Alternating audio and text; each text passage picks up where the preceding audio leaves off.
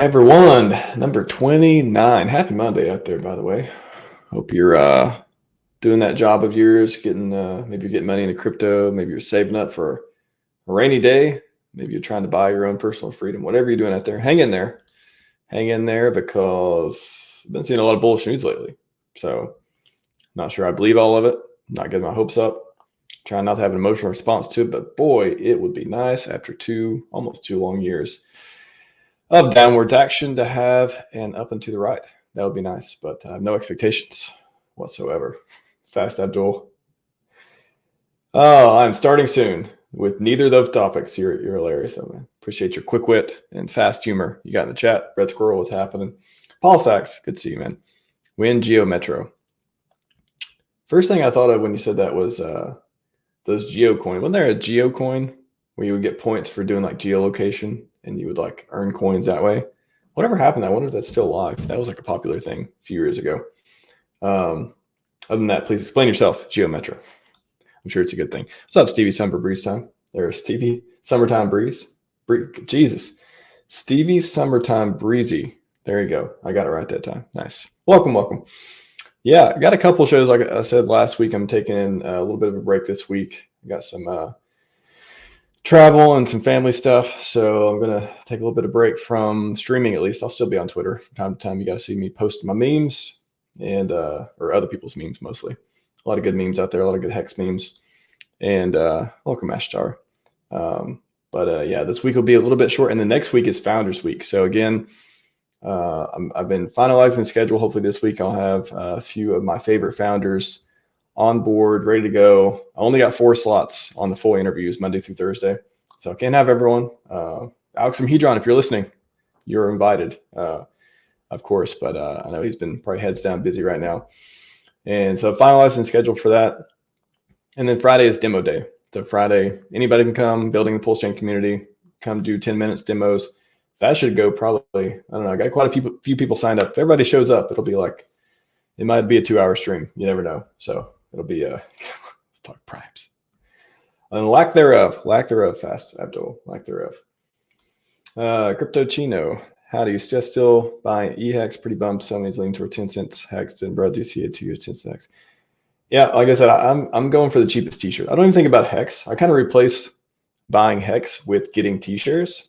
So, I mean, even though I love Hex, best product, all that stuff, EHEX, BHEX matters less. It's the t-shirts I get that can earn me yield way into the future. And that rate only goes up. And the cheaper Hex is, the more you can get, all that good stuff. We went over that a lot the last week or two, actually, streaming-wise. So, Hedron, Sloth made a good argument for the Hedron, for Hedron otherwise. How to get like cheaper t-shirts, exposure to that sort of thing in the last stream. So check that out if you're interested. I got a clip I'll be posting at some point next week or two on that too. So should be good. Oh, Geometry, the car. I got you now. Okay. I was like, I didn't even think of car at the moment, but yeah, 3-cylinder.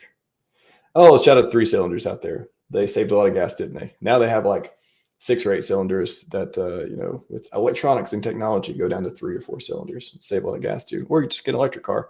Don't have to worry about gas. So yeah, that's I'd say I've made a lot more hex miner instances, a lot of hex miners, hex stakes with these cheap t-shares than I have in quite a while, and I'm pretty indiscriminatory on EHEX BX. I don't see either one of them going away. My personal opinion.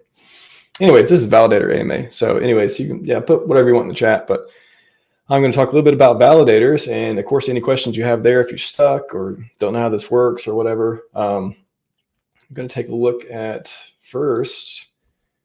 Let's look at share my screen. I'm only going to go for probably another 25 minutes. So it'll be a pretty short one. And let's look at validators. Let's see if number went up. Yeah, it did go up a little bit, 44,000. That is still amazing when I see that. You know, I was trying to get in to be the first few thousand. And now when I look at it, it's 44,000. Just incredible run. That's with the 4096 Genesis validators that we suspect the devs were running exited. Richard tweeted about that. And these are all community. These are community validators. Of course, there could be more than one validator per server. So it doesn't mean there's 44,000 servers running out there. There's probably, I don't know, I'd say 5,000 servers, something like that out there. GoPulse, you guys are awesome. If you're able to post any more stats here, like the actual number of IP addresses that are online, for example, which would map to servers pretty accurately. That'd be cool to see how many actually servers there are. But, for marketing purposes, 44,000 validators.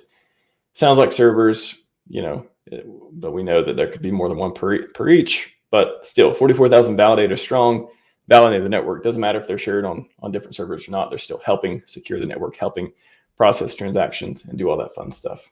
So I'm going to drop in the chat, tinyurl.com. If you are new to validating, tinyurl.com/go validate. That is the landing page for my blog, which gives you an idea of how validating works, what is required. Again, you got to have some Linux skills. If not, you may get stuck quite a bit. And it's not fun. It's not fun being stuck. It does give you a good reason to learn Linux, to learn command line, and all that stuff, and learn hardware and networking. But generally, try not to make your deposit. I did this a lot in testnet. At first, I would make my deposits and then get my validators running. What you want to do, if you do that on mainnet, you're going to be losing PLS over time. So try your best. Do not make your deposit until your validators are working. You're synced. You're ready to go. If you do that, and then you got to spend some time, something doesn't work or fixing or whatever, then you'll be losing PLS. Maybe it doesn't matter so much right now because PLS price is so low. You can make it back validating over time, all that stuff. But, should try to avoid losing PLS if possible. You're in the business of making more PLS. So it's kind of the opposite. But whatever, it's a new network. You're learning, you're having fun. It's okay. I think the coolest thing is people are participating. So this picture, not a lot of people really see this in the background, I imagine, but there's a Lambo. It appears to be a green Lambo in the background, which, is that cooler than the Mercedes? I'm not sure. I'm not sure on this, but there's a Lambo in the background, which makes this picture even better. Usually you don't want to put another dominant object in the background of your primary object. But this one, I'm okay with the Lambo being back there too. I'm okay they didn't move that. It's pretty cool. Anyways, become a validator. Step 1, get the hardware. Step 2, install Linux, download the script, run all the manual steps, sit back, and welcome to the party. That is the basics. And if you want to go to the video here on the YouTube, that, wow, quite a few views too, 3.9K. One of my more viewed videos, which makes sense because it's been there for 4 months and it's referenced a lot, in the tutorials and stuff like that. So check that out. That goes through all the steps and it's good stuff. That's the landing page. Anyways, let me get to, validators. We talked about that. We got a question here from Mr. Chuck. Oh, by the way, welcome. I'm going to stop trying to say your name. Welcome A3 Rockets. That's what I'm going to say. I'm going to stick there so I don't mess up your name. Mr. Chuck, so what is the penalty PLS go from having your validator off, burn address of the validator? Man, I think I answered this the other day. Some of these questions I forget. I answer them. I look them up and I forget. I think they're burned. So I think that's what I did last time. I just Googled for where does Ethereum validator penalties go? Let's see, portion of stake. I think it's burned. I think I looked this up the other day. Again, I'm sorry. It's one of these questions people ask me like every couple months, and I'm like, God, I think it's burned, but I forget where it goes. So I don't think it goes. It's not like staking. It's not like it goes to everyone else. I'm pretty sure. So I'm pretty sure it's burned. I'll just go with that because I don't have I thought that was like the question, and it will just show it in Google right here. Yeah, I'm just going to go with it's burned. Pretty sure. I think it's effectively burned. It's not like it's sent to a burn address, I don't think, but it contract takes care of it in some ways. I'm gonna go with that. Somebody correct me if I'm wrong, but that's what I remember. And then, or an address you have no expectations of. No, I do not think it goes to that address. that is, the PulseX trades, I believe, part of those. Don't quote me on that. See, there's so many little technical things about all these three beautiful systems we got built here: Hex, PulseChain, and PulseX. I think part of the fees on PulseX goes to no expectation addresses and stuff. Both PulseChain on validators, I do not believe that's the case. So I believe they're effectively burned. Again, somebody give me a link on that. I need to keep that link with my doc, sometimes I have a doc that has different notes and stuff that I just, I don't need to remember everything off the top of my head. But anyways, I'll say that. I think they are burned. Yeah. So good question, though. Good question. Hopefully I'll remember the answer next time and have a better link for you. What's up, J Pond? Welcome, welcome. Yeah, again, I'm going to go for another probably 15 minutes or so, get your questions in the chat. And I'm just going to go over a couple. There's one new thing. We'll say that I did the update client on the last AMA. I talked about that, how to do that situation, how to update your clients, when you should update your clients. I can briefly touch on that too while we're here. Let's see. We'll go to, also talked about, if you're doing it in the cloud, I have a setup guide for DigitalOcean as well as AWS. DigitalOcean found to be quite a bit cheaper. It's still not cheap, still a few $100s per month. But you can look at the details there. And then client update script. Yeah, so I added some more notes on this lately. I kind of showed you how to check to see if you're updated, how to do that. Also, shout out to Nico. Nico, who I don't know if I have him on Twitter or not, but I have him on Telegram. He wrote a new script and added it to the repo. So congrats. He did the first script that was not written by me, put in the repo. He did a pull request. I reviewed it. It looked good to me. He messaged me on Telegram and talked about it too. So essentially, we had the bug with backup script or the updates in the validator script a while back. I talked about that before. More info in the GitHub issue and on the update page. But so he helped a lot with that. Super, super good help. And then he wrote this PulseChain client backup script. So this will back up the clients before performing update or restore backed up clients to perform a rollback. So if you do updates, this script can essentially help you back up the clients beforehand in case something goes wrong, and then roll them back if something does go wrong. And so you'll still be not in a messed up state. So this is something I haven't got a chance to try it myself, but this is just something that he was working on. He worked with me a lot on the backup script to help figure that issue out, which was very subtle and very, very, very nuanced issue. I'm glad we got some smart people look at the repo and give me some tips from time to time.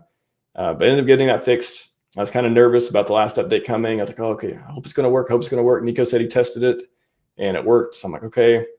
And then I tried it myself. Boom, worked perfectly.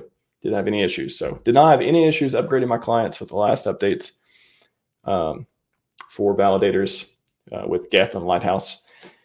And this is a backup script you can use. I'll put it in the chat. If you want to be extra cautious when you're upgrading, you can use this script to back up your stuff. And he documents it as well here. So kind of how to use it. And again, run these things as a node user because that has access to a lot of your clients. And another awesome script. We got quite a few cool scripts I'll give you a little tour. The backup script, which backs up and restores clients if you're going to do an update or otherwise switch them out. You have do snapshot, which is helps you back up the blockchain data if you're transferring from one server to another. Probably won't have to use this very often because you're probably just going to download it and just sync it yourself. But if you do want to back up the blockchain data, I write all the steps on how to do it here with using SCP, transferring it from server to server over SSH. So it takes a long time to back it up, but if there's some use case for it, you want to do it. I kind of did it because I got, okay, this may be useful, may not, and I just wanted to create it to make sure I can actually take it from one place to another, and it works. I tested it. It works. So that is the do snapshot script. You have monitoring setup, which sets up your monitoring if you want to use Graphon and Prometheus. I don't really look at it that much. I honestly don't look at my validator. Every week or two, I just check the beacon Explorer to make sure it's still 98, 99, 100% working well. Nothing went down. I talked about different monitoring solutions to give you an email alert if stuff goes down too. If you are interested, I can talk about that as well. But this is a monitoring setup. It gets your Grafana stuff set up. It has links to some of the staking dashboards and stuff, also documented in the GitHub. Set it up. You can do all this stuff manually, or what I prefer to do is do it automatically with automation. And this is automation that I like to do. And new server helper. This is just one of the very, very early scripts, probably the second script other than setup I ever wrote, which is just, set your host name, tells your login to be quiet, runs updates, reboots the computer, stuff like that to get your server good to go before you do this setup, run the setup script. So that's once very, very early script. Prune Geth.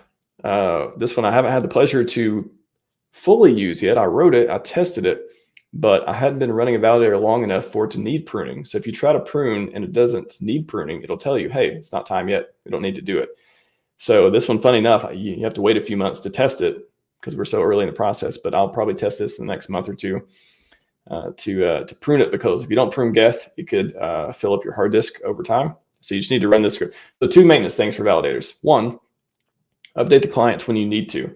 That's critical updates. The last update wasn't really critical as far as I could tell for Geth and Lighthouse. Maybe it was more meaningful to Prism or Aragon, but it wasn't for these particular clients. So I was like, oh, it's optional, but hey, I want to test the setup script again since we had the issue last time. It worked perfectly. So that's the one maintenance thing. Just basically keep your clients up to date as needed. And two is if you're running Geth, which you are if you're running the script, then you need to prune every once in a while. So maybe every 6 months, every quarter, every year, depending on how big a disk you have. If you have 2 terabyte, maybe you prune more often than if you have a 10 terabyte disk, stuff like that. So I'm looking forward to fully running this script sometime as it's needed. And we got the validator setup script. You all know what that does. That's, does all the stuff for you, automates 80-90% of all the stuff you need to do as much as literally possible. I literally automated as much as stuff you could possibly do. You run this and you just do a few other things, which are, heavily described on the wiki, and you wait for it to sync, you make your deposits, you're good to go. So that kind of stuff you really can't, I can't automate making deposit. I guess you could, but it's just not even necessary. It's like you need some of these things you need to go through the process. Like you need to learn Linux. You need to be able to do command line. So some of these things, yeah, it's just better to do yourself. And if I tried to automate them, they would just take a lot of time. There's just not a lot of ROI in automating some of this stuff. So I automated all the stuff all the boring stuff, I guess you could say, away. And then the more interesting stuff that's hard to automate, each validator can go do that.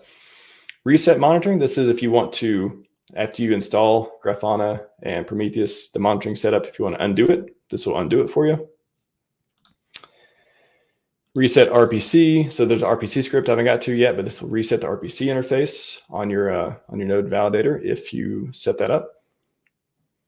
Reset validator is an important one. If something goes wrong, you install the validator, doesn't work, whatever, you're like, okay, I think I messed something up, let me reset. You can use this to remove everything except the blockchain data. So if you've been syncing for a while, it won't remove that unless you explicitly change this to true. So you remove blockchain data equals false. Change that to true if you want to explicitly remove all the blockchain data in /op directory. Otherwise, it will leave that and just take off the software and remove the validators. And you can try it again without having to resync a lot of stuff.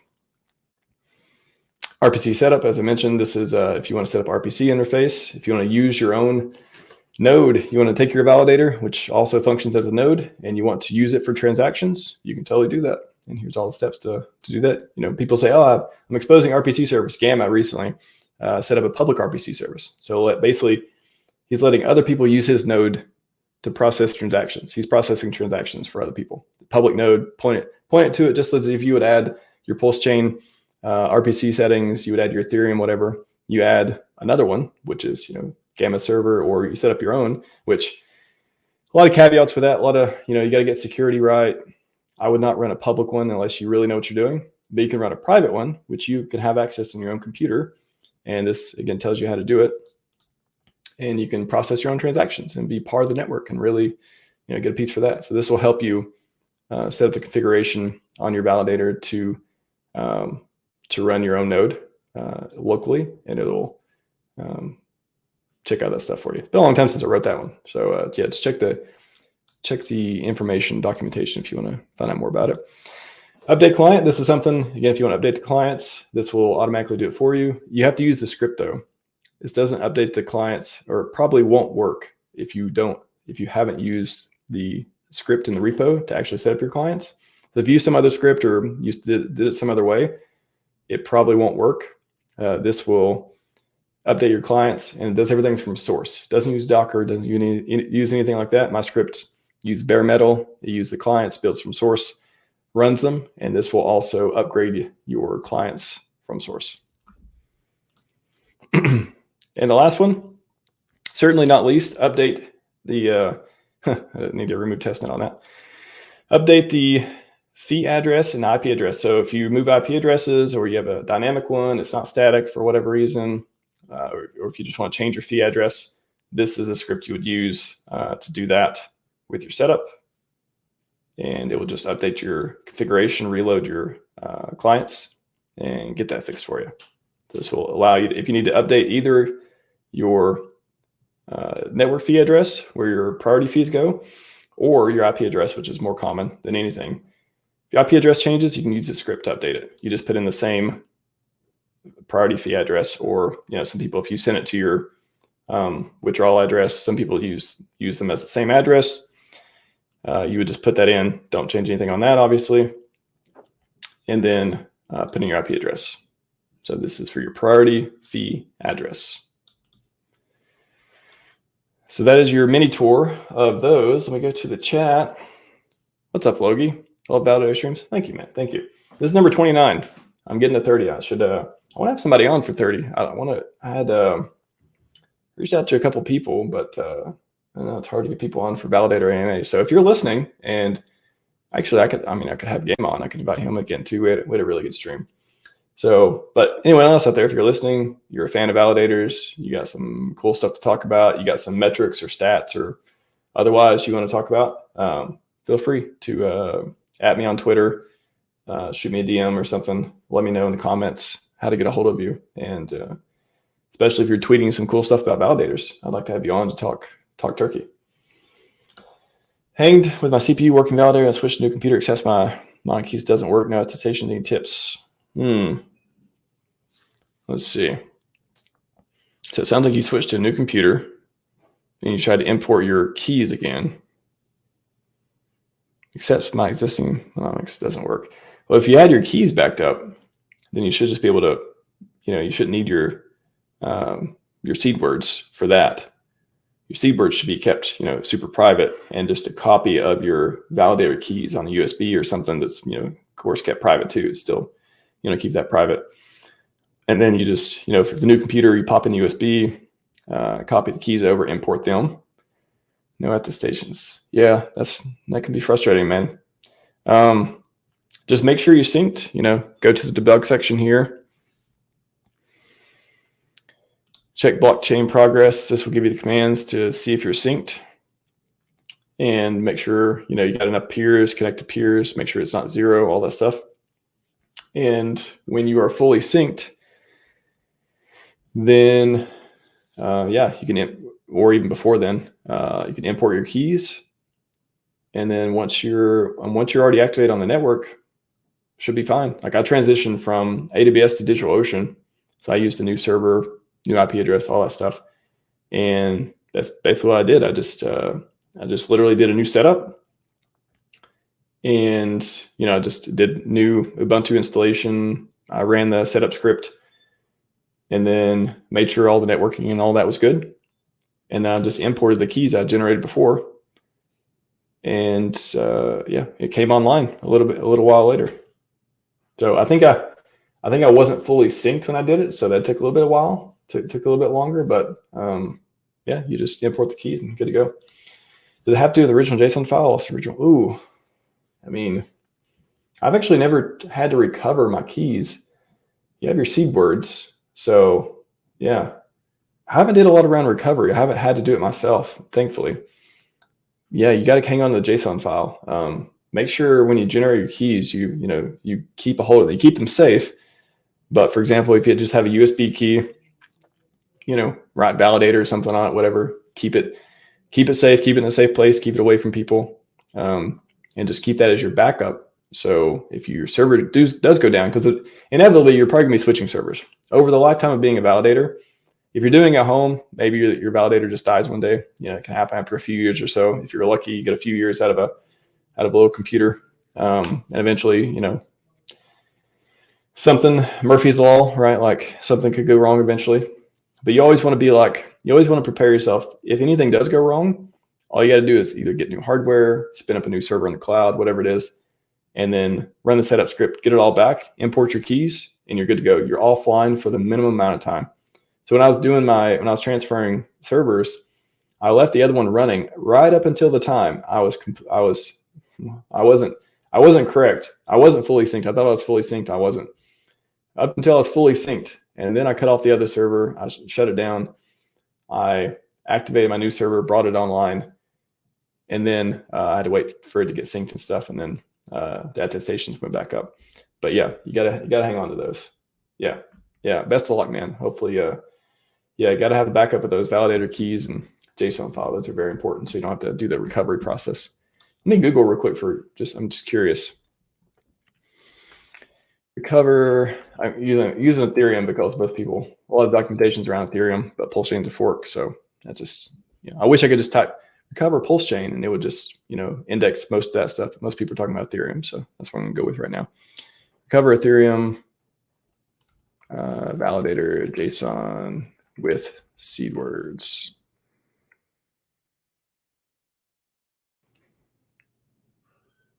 Preparing withdrawals for compromised validator. Let's see.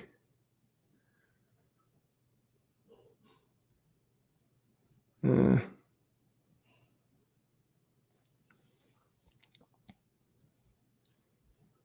believe if you can just use existing, when you generate your keys, let's see. I think you can just say you already have a seed word. So, what is the staking deposit client?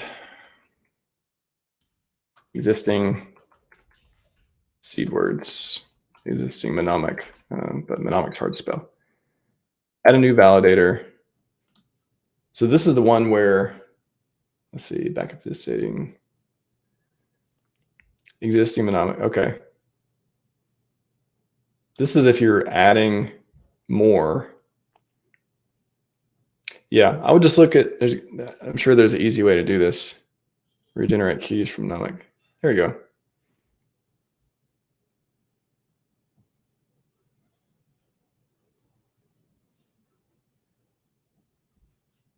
Closing via 1, 2, 3.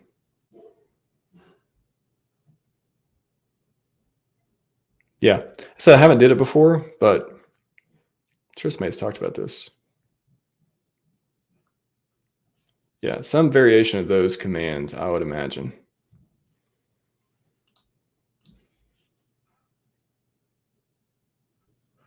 Pause existing mnemonic. I'm going to wrap up here in a minute, everyone.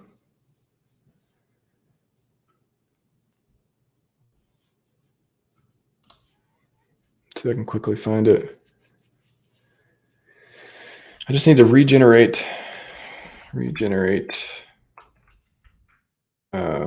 keys. It says generating more keys.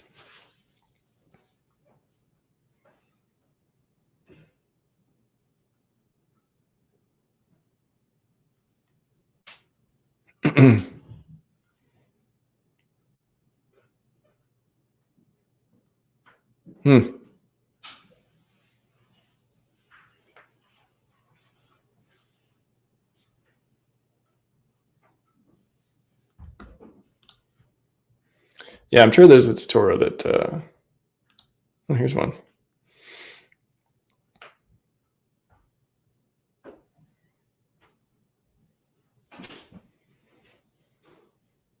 Oh, seriously? Okay, tapping is, okay. Yeah, they kind of talk about it here. So to execute tool to regenerate a key store from the mnemonic or 24 words. So do this with chain, you could do like that chain, PulseChain, mainnet is mainnet Ethereum. That's some other chain. Type in 24 words. Next question will be enter your index to start generating keys from, for example, you 4 keys to pass. Yeah, so I guess it's kind of like, maybe the process is similar to you generating more validator keys. Is you're just generating new keys. Yeah, it looks like you're generating new keys or generating keys for the validators again. Yeah, so it's a similar process, it looks like. I'll drop this in the chat in case it's helpful. I could probably Google for a few more minutes and figure more of it out. But so there's that. And yeah, try not to lose your JSON. Definitely work on backing that up and make sure. But if you do, pretty sure you can generate them here with this kind of stuff. Yeah, I never had to do it. That's why I can't. I don't have like the steps right on top of my head here. Pretty cool. But yeah, check that out, Lucky. Best of luck. Best of luck there. Yes, sir. The Chad of Chads is here just in time. Catch replay gang, everyone. If you're interested in validator stuff, that's all I got for you today. Yeah, validators are rocking. 44,000 strong. Everyone, hit me up on Twitter if you have more questions, or if you have some burning question that is worth a stream, definitely let me know. I'm always looking to do a validator stream. It's just kind of like everything's just going good. So it's kind of, not a lot to talk about as far as, unless I have some really good stats or something to talk about. Again, unless somebody wants to come on and just talk about stats and talk about their experience, I'd love to do that. But other than that, I mean, things are going well. Validators are going up, number goes up, and we got scripts. We got stuff to make it easier. We got amazing Richard memes. We got all the stuff. What else you want? What else you want? Maybe price will go up eventually, but right now, that's all I got for you. Scivive and 5555. We are out.